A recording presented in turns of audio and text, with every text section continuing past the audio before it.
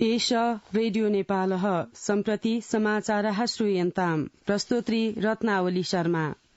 प्रधानमन्त्री पुष्पकमल दाहाल प्रचण्डः निगदति भारतेन सह विहितः संविधाः नेपालस्य नेपालिनां कृते बृहत्तर हिताय नेपालस्य आर्थिक विकासाय च वर्तन्ते।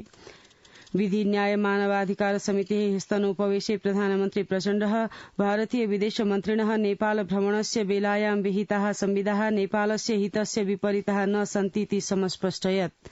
प्रधानमन्त्री प्रचण्डः सामुदायिक विकासे प्रभावसर्जिकाः आयोजनाः विद्युत व्यापार सम्बद्धे नेपाली भूपग्रह सम्बद्धे च विहिताः संविधाश्च नेपालस्यैव हिताय सन्तीति असूचयत्। प्रधानमन्त्री प्रचण्डः नेपालात् भारतेन भारतीय निवेशनेन निर्मिता एव विद्युत क्रेष्यते इत्युक्त्वा कापि संविदा विहिता नास्ति, परं चीनदेशीय निर्माण संस्थानैः निर्मिताभ्यः आयोजनाभ्यः उत्पादितां विद्युतं क्रेतुं भारतेन संकोचः विहितोऽस्तीति अज्ञापयत्।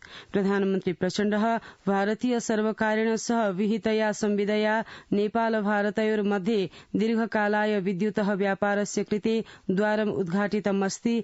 कतिषुचिद् दिनेषु एव पञ्चेश्वर बहुद्देशीया योजनायाः कार्यं प्रारप्स्यते इति च असूचयत्। प्रधानमन्त्रिणः प्रचण्डस्य भारत भ्रमणस्य क्रमे नेपालात् आगामिषु 10 वर्षेषु भारतेन 10,000 मेगावाट मितां विद्युतं क्रेतुं सहमतिः धृता आसीत्।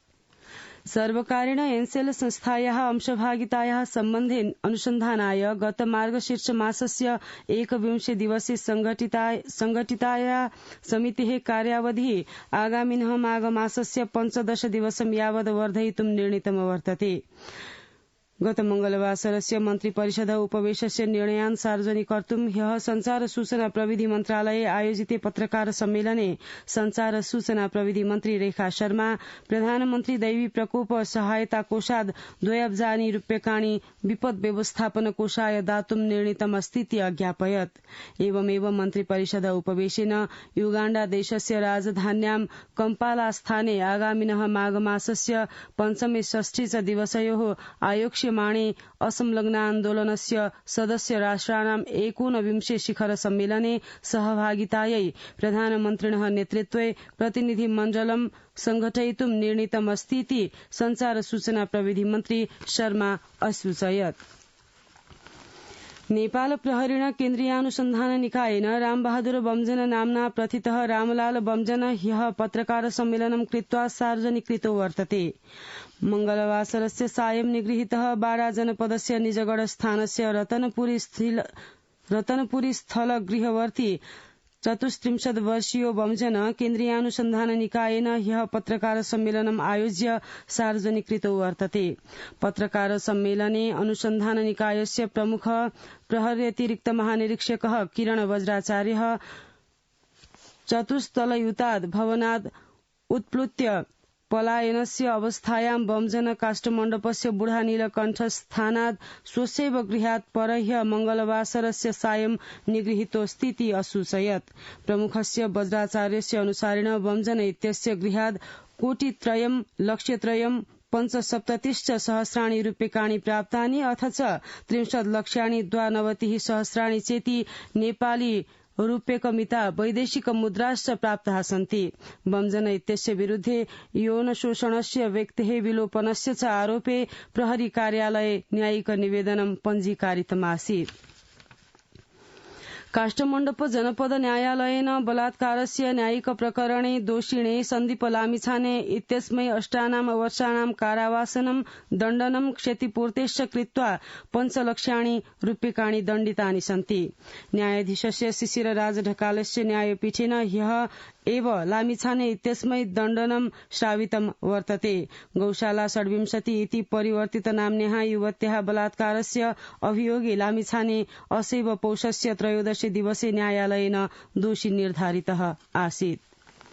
राष्ट्रपतिना रामचन्द्र पौडेलेन सह सार्क नाम्नो दक्षिण एशियक क्षेत्रीय सहयोग संघटनस्य नवनियुक्तेन महासचिवेन मोहम्मद गोलाम सर्वर इत्यनेन शिष्टाचार मेलनं विहितमस्ति। शीतलनिवासवर्तिनि राष्ट्रपति भवने ह्यः सम्भूते मेलने राष्ट्रपतिना पौडेलेन सार्क संघटनस्य संस्थापक सदस्यस्य वर्तमानाध्यक्षस्य च रूपेण सदस्य राष्ट्राणां मध्ये एकतायाः ऐक्यबद्धतायाश्च भावनया सार्क संघटनम् अग्रे वर्धयितुं नेपालः पुनः प्रतिबद्धोऽस्ति प्रावोचत्। राष्ट्रपतिना पौडेलेन सार्क संघटनस्य अन्यैः सदस्य राष्ट्रैरपि सहयोगस्य समन्वयस्य च माध्यमेन संघटनस्य गतिशीलतायां सहयोगो विधास्यते इति आशा व्यक्तेति राष्ट्रपतेः कार्यालयेन ज्ञापितं वर्तते। संचार सूचना प्रविधि मन्त्री रेखा शर्मा भाषते दुर्गम क्षेत्राणां जनजीवनं मूल प्रवाहे आनेतुं नेपाल दूरसञ्चार प्राधिकरणेन महत्वपूर्णा भूमिका निर्वोढव्या।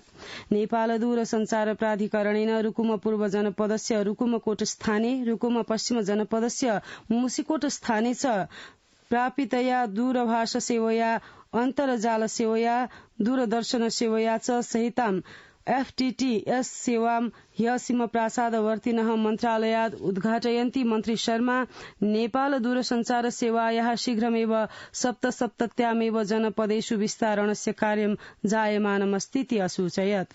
मन्त्री शर्मा सर्वकारेण सूचना प्रविधिर्विकासस्य विस्तारस्य च कार्याणि उच्च प्राथमिकतायां स्थापितानि सन्तीति हेतोः ऑप्टिकल फाइबर सेवायाः सहजतया प्रापणेन विस्तारेण च नागरिकाणां सामाजिक आर्थिक जीविकायां अनुकूल परिवर्तनम् आनेतुं सहयोगः प्राप्नोतीति निश्चिनोत्।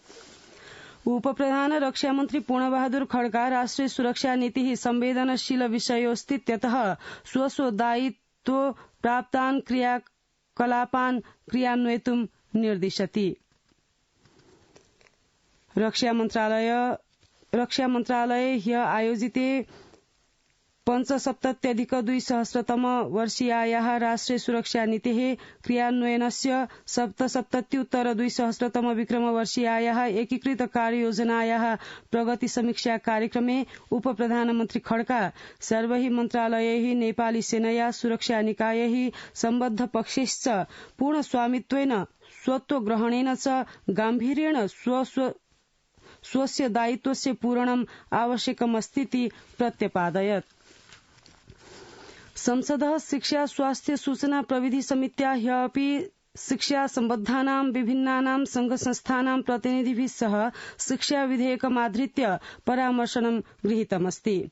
स्तनोपवेशे नेपाल सामुदायिक विद्यालय कर्मचारी संघस्य बधिर शिक्षक संघस्य शिक्षायै राष्ट्रियाभियान नेपाल संस्थायाश्च प्रतिनिधिभिः सर्वकारेण 52 वर्षाणाम् अनन्तरम् आनेतुम् ईप्सिते शिक्षा विधेयके निःशुल्क शिक्षायाः सुनिश्चितता सामुदायिकानां विद्यालयानां सुधारः गुणस्तरे वृद्धिश्च विधातव्यास्तीति परामर्शनानि प्रदत्तानि सन्ति।